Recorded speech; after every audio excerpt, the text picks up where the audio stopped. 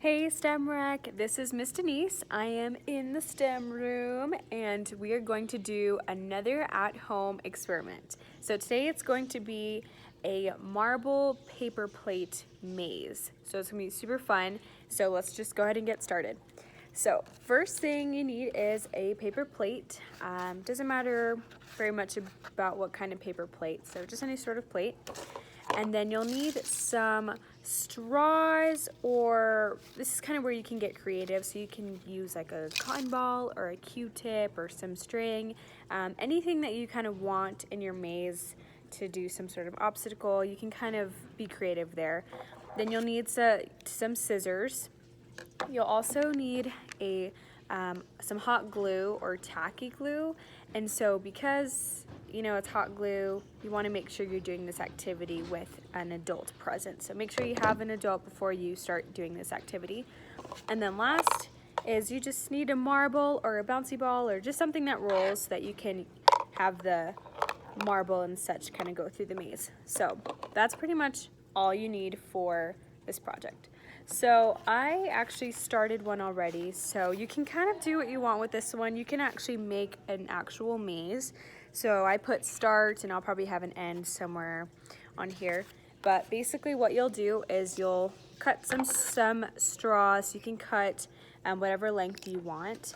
The bendy part is really useful if you're wanting to make turns or just kind of have fun with it.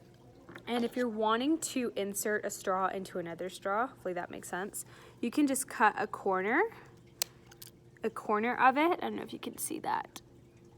Just cut a corner of it and you can stick it into the straw you're wanting it to go into to make some corners. So you can kind of have some fun with the straw or with the cotton balls, whatever you have.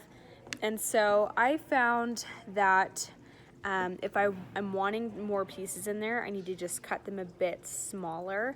And I've also found that it's actually a bit easier to put the glue on the straw first instead of trying to stick it on the paper plate, I should say.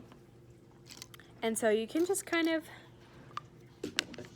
do as much as you'd like or as little as you'd like with the maze. I tried getting a bit more complicated with it.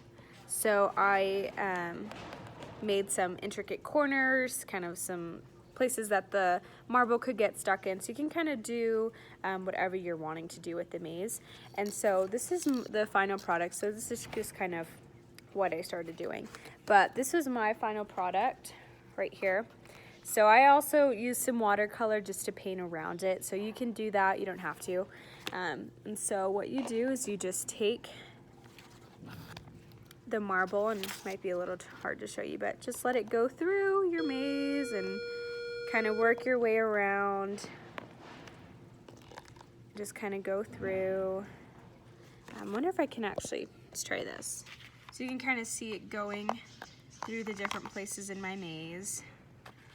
So that is how you do a paper plate marble maze. Kind of simple, and you can make it as simple or as complicated as you'd like. And you can basically use whatever you have at home. You really just need some glue, some straw of sorts to make the maze and the obstacles, and obviously paper plate. You can even use a cardboard box, anything that's flat. You can make this maze even larger than just a paper plate. So it's up to you guys, but just kind of the basics on how you can make a marble maze. So hope you guys have a great rest of your day, and stay tuned for our next STEM video. See ya!